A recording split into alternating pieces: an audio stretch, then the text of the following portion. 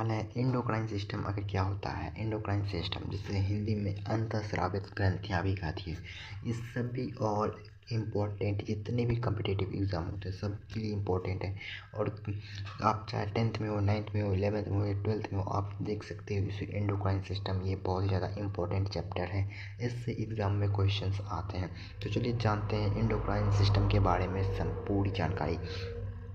Endocrine system या endocrine gland से बोला जाता है। तो सबसे पहला बात आता है कि आखिर ग्लैंड्स किसे कहते हैं। तो यहाँ पर डेफिनेशन क्या है, वैसा ऑर्गन या ग्रुप ऑफ टिश्यू जो केमिकल को रिलीज करता हो वो क्या कहलाता है, ग्लैंड कहलाता है। यानी कि हम आखिर ग्रंथियाँ कहेंगे किसको, तो वैसा ऑर्गन या वैसा अंग या वैसा ऊतकों का समूह या ग्रुप ऑफ टिश्यू जो केमिकल को रिलीज करता है वह ग्लैंड कहलाता है। अब देखते हैं ये केमिकल कौन से फॉर्म में हो सकते हैं। केमिकल जो है 3 फॉर्म में हो सकते हैं। ये हो सकते हैं जूस के फॉर्म में, एंजाइम के फॉर्म में और हार्मोन्स के फॉर्म में भी हो सकते हैं। ठीक है, ये देखना है आपको। जूस के फॉर्म और एंजाइम के फॉर्म में जो भी ग्लैंड या ग्रुप ऑफ टिश्यूज रिलीज करते हैं उसे हम एक्सोक्राइन ग्लैंड कहते हैं। और जो केवल हार्मोन को रिलीज करे उसे हम एंडोक्राइन ग्लैंड कहते हैं या एंडोक्राइन सिस्टम कहते हैं, अंतःस्रावित ग्रंथियाँ कहते हैं। जबकि इसे क्या कहा जाता है, बाह्य स्रावित ग्रंथियाँ। बाह्य स्रावित ग्रंथियाँ क्या रिलीज करती है, या जूस और एंजाइम दोनों रिलीज करते हैं लेकिन हार्मोन्स नहीं। लेकिन अंतःस्रावित सिर्फ हार्मोन्स को ही रिलीज करेंगे। मान लीजिए कोई ऑर्गन है तो यहाँ पे जो भी वो पार्टिकुलर ऑर्गन को टारगेट करके हार्मोन रिलीज करेंगे उसे क्या कहेंगे, एंडोक्राइन ग्लैंड कहेंगे। ठीक है, चलिए आगे चलते हैं। अब बात आता है एक्सोक्राइन ग्लैंड आखिर क्या होता है। अब एक एक करके सबको हम पढ़ते जाते हैं लेकिन मेन हम एंडोक्राइन को ही पढ़ेंगे। चलिए ये एक ब्रीफ नॉलेज ले लेते हैं एक्सोक्राइन ग्लैंड क्या है। वैसा ग्लैंड जो जूस या एंजाइम को रिलीज करता हो।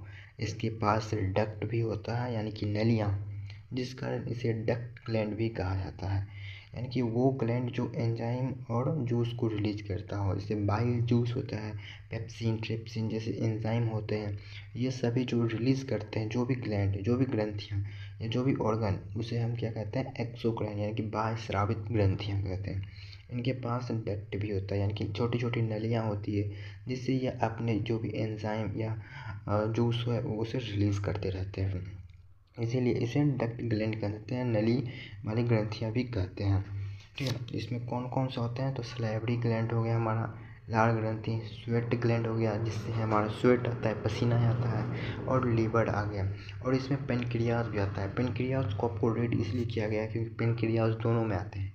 एक्सोक्राइन और एंडोक्राइन ग्लैंड दोनों में काम करते हैं। कैसे, चलिए आगे देखेंगे। लेकिन अभी देख लीजिए हमारा गैस्ट्रिक ग्लैंड हो गया, जठर ग्रंथियाँ या मेमोरी ग्लैंड हो गया, ये सिर्फ फीमेल में हो गया। आपको ध्यान रखना है कि मेमोरी ग्लैंड हमेशा फीमेल में ही होती है क्योंकि फीमेल जो भी मदर बनती है उनके बाद उसे ब्रेस्ट फीडिंग करानी होती है बच्ची को, तो वहाँ पे सिर्फ मेमोरी ग्लैंड काम करता है लेकिन मेल में नहीं होता, ये सिर्फ फीमेल में होता है।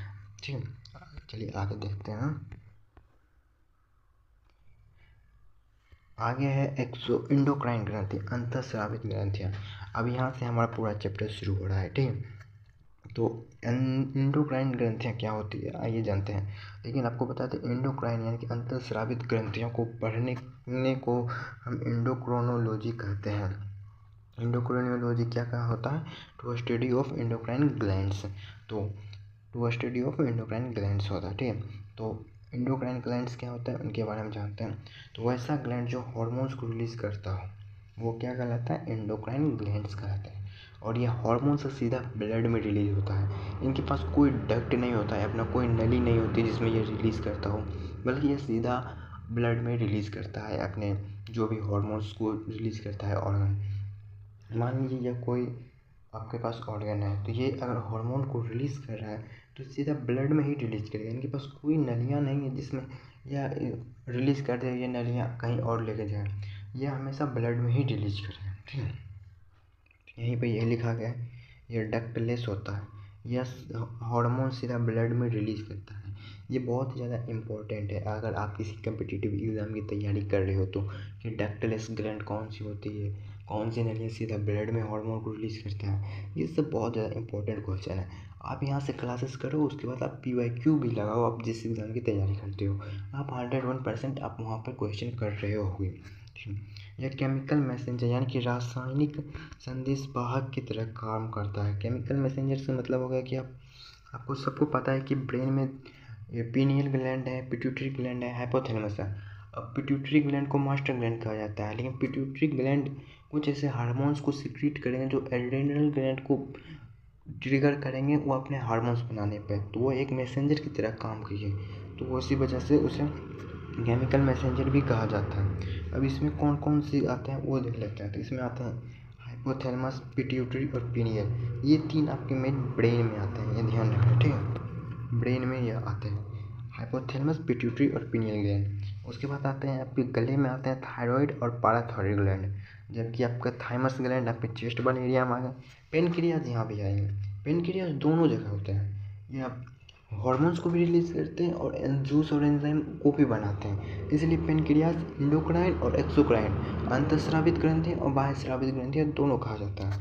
उसके बाद आता है एड्रीनल ग्लैंड, या किडनी के ऊपर स्टूल होता है। उसके बाद आता है गोनेट्स यानी कि जनना, अगर फीमेल है तो ओवरी होगा, मेल है तो टेस्टिस होगा। आई होप वीडियो यहाँ तक आपको पसंद आए। कल भी इसका अगला पार्ट आने वाला है, तो प्लीज़ वीडियो को लाइक और चैनल को सब्सक्राइब कर दो।